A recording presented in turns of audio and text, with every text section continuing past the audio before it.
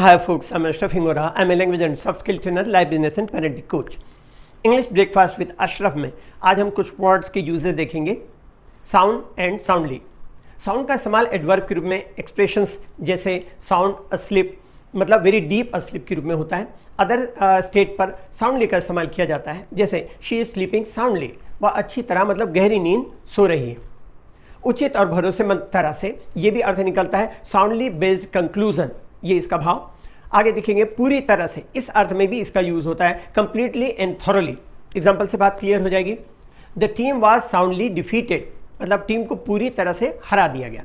दृढ़ता या मजबूती के अर्थ में स्ट्रांगली या फर्मली, इस अर्थ में भी साउंडली का इस्तेमाल होता है। एग्जाम्पल देखिएगा, these houses are soundly built, इसका मतलब इन घरों को मजबूती से बनाया जाता है। आगे देखें, बहुत अच्छा लेकिन शानदार तरह से नहीं, very well but not in an excellent way, जैसे ही प्लेड साउंडली, वह बहुत अच्छा खेला। साउंडली का अर्थ सीवियरली के अर्थ में भी होता है, कठिन जो कड़ा दंड देना या फिजिकल पनिशमेंट के सेंस पर इसका यूज होता है। जैसे एग्जांपल देखिएगा, he was soundly beaten by his mother, इसका मतलब यह हुआ कि उसे उसकी माँ द्वारा बुरी तरह पीटा गया। फिर देखें स्ट्रेट, पहला इसका अर्थ होता है सीधा, जो मुड़ा हुआ या कोणयुक्त ना हो, इस अर्थ में देखिएगा she looked me straight in the eyes, वह सीधे मेरी आंखों में देखी। एक और एग्जांपल देखिए, can you stretch your arm out straight, ऐसे इस तरह से, क्या तुम अपनी भुजा को बाहर सीधा खींच सकते हो। He was too tired to walk straight, वह इतना थक गया था कि सीधा चल नहीं सकता था। फिर और एक एग्जांपल देखिएगा, आई कांट शूट स्ट्रेट, मतलब एक्यूरेटली, मैं एक्यूरेटली या सीधे लाइन में गोली नहीं चला सकता। फिर इसका दूसरा बी का अर्थ, इसमें बी जो बता रहा हूं उसका सीधा या तुरंत के अर्थ में इसका यूज होता है। जैसे माँ अपने बेटे से कहती है come straight home after the school, इसका मतलब स्कूल के बाद सीधे घर आओ, मतलब तुरंत घर आओ, इधर उधर कहीं मत जाओ। ये I was so tired I went straight to bed, मैं इतना थक गया था कि मैं सीधा मतलब तुरंत बिस्तर पर चला गया।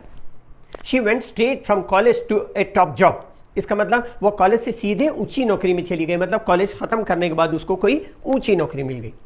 आई am going to the library straight after the class, मतलब हुआ मैं कक्षा के बाद सीधे पुस्तकालय जाने वाला, मतलब कक्षा फिनिश हो गई, सीधे लाइब्रेरी जाएगा। ये I come straight to the point, your work isn't good enough, इसका मतलब होता है मैं सीधे बात पर या विषय पर आऊंगा, तुम्हारा काम ज़्यादा अच्छा नहीं है। फिर तीसरा इसका यूज देखेंगे, खड़ी या सही स्थिति में, इस अर्थ में देखिएगा सिट अप स्ट्रेट, सीधा खड़े हो। She pulled her head straight, उसने अपने हेड को सीधा पुल किया, इस तरह। फिर एक और इसका यूज होता है ईमानदारी और प्रत्यक्ष रूप में, इस तरह से भी इसका अर्थ होता है ऑनेस्टली एंड डायरेक्टली। जैसे I told him straight that I didn't like him, मैंने उससे सीधे से मतलब सीधे तौर से कह दिया कि मैं उसे पसंद नहीं करता। Are you playing straight with me, इसका मतलब होता है क्या तुम मेरे साथ ईमानदारी से खेल रहे हो, तो ये भी इसका अर्थ निकला। फिर आगे देखिएगा, एक और इसका डिफरेंट यूज होता है लगातार बिना रुके, इस अर्थ में मतलब कंटिन्यूअसली विदाउट इंटरप्शन, इस अर्थ में भी इसका यूज होता है। एग्जांपल से क्लियर होगी बात, that been working for 16 hours straight, इसका मतलब होता है लगातार मतलब बिना रुके 16 घंटा काम कर रहे थे। आगे इसका नेक्स्ट वर्ड है, उसका यूज देखेंगे श्योर। श्योर का इस्तेमाल अमेरिकन इनफॉर्मल इंग्लिश में सर्टेनली के अर्थ में होता है। पहले इसका एक यूज देखिएगा, हाँ या अवश्य के अर्थ में, इस अर्थ में देखिएगा will you open the cold drink, sure, where is it, इसका मतलब क्या आप शीत पेय को खोलेंगे, हाँ अवश्य, कहाँ है, इस तरह। एक और एग्जांपल देखिए, did it hurt, sure it hurt, इसका मतलब क्या इससे तुम्हें चोट या तकलीफ पहुंची, जवाब मिलता है हाँ अवश्य पहुंची। श्योर का यूज किसी बात को जोर देकर के कहने के लिए भी होता है। जैसे एग्जांपल देखेंगे, अमेजिंग व्यूज, श्योर इज, इसका मतलब आश्चर्यजनक दृश्य, निश्चित रूप से। ही श्योर लुक्ड अनहैप्पी, वह निश्चित रूप से नाखुश दिखाई दिया। फिर श्योर का इस्तेमाल किसी व्यक्ति को शुक्रिया कहने पर उसके जवाब देने के लिए भी किया जाता है। जैसे thank you for the ride, sure any time, इसका मतलब सवारी के लिए शुक्रिया, अवश्य, कभी भी। फिर आगे देखें, एक वर्ड है टाइट, इनके यूज देखें, एडवर्ब और एडजेक्टिव के रूप में टाइट के अर्थ में कोई अंतर नहीं होता, लेकिन टाइट का इस्तेमाल अमेरिकन इनफॉर्मल इंग्लिश में वर्ब के बाद टाइटली की जगह पर और कंपाउंड वर्ड्स जैसे packed tight, tight fitting, lead and hold tight etcetera में किया जाता है। माई सूटकेस वाज पैक्ड टाइट, इसका मतलब मेरा सूटकेस कस कर बंद कर दिया गया, मतलब पैक कर दिया गया, इस तरह से। एक और एग्जांपल देखें, his fist were clenched tight, मतलब उसकी मुट्ठियां कस कर बंधी थी। Clusters of tightly packed flowers were lying here and there, इसका मतलब कस कर बंधे हुए फूलों के गुच्छे यहाँ वहाँ पड़े थे। फिर उसके बाद यूज देखिएगा वाइड का।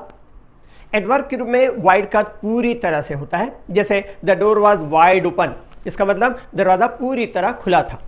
ओपन योर माउथ वाइड, ऐसे है ना, अपना मुंह पूरा खोलो इस तरह। और वाइड जैसा डोर के लिए इस तरह वाइड और मुंह के लिए इस तरह से wide. She had a fear of wide open spaces, उसे खुले स्थान का डर था। He stood with his legs wide apart, इस तरह से दोनों पैरों को फैला कर वह खड़ा था। In a few second she was wide awake, कुछ सेकंड के बाद वो पूरी तरह से जाग गई। एक और एग्जांपल दिखेगा, the championship is still wide open, यहां मतलब होता है एनीवन कुड विन, मतलब कोई भी जीत सकता है, ये स्थिति है अभी। प्रतियोगिता अभी पूरी तरह खुली है, अर्थात कोई भी जीत सकता है। फिर रॉन्ग का यूज देखें। रॉन्ग का इस्तेमाल वर्ब के बाद रॉन्गली की जगह पर किया जा सकता है, जैसे my name is spelled wrong, मतलब मेरा नाम गलत उच्चारित किया जाता है। एक और एग्जांपल दिखेगा, the program won't load, what am I doing wrong, इसका मतलब कार्यक्रम नहीं भरेगा, मैं क्या गलत कर रहा हूं, इस तरह। फिर क्लीन वर्ड को देखें। एडवर्ब क्लीन का अर्थ कंप्लीटली होता है, खास करके फॉरगेट शब्द के बाद और कुछ ऐसे एक्सप्रेशंस के बाद भी जिनसे मूवमेंट या गति का बोध होता है, जैसे sorry I didn't turn up, I clean forgot, इसका मतलब माफ कीजिए मैं नहीं पूछा, मैं पूरी तरह मतलब बिल्कुल भूल गया। फिर यूजेस देखें, presently, shortly and directly. Presently का अर्थ होता है जल्दी, सून जिसका अर्थ होता है, और अभी ये भी अर्थ निकलता है एट प्रेजेंट। शॉर्टली और डायरेक्टली का अर्थ होता है जल्द ही, सून, विदाउट डिले।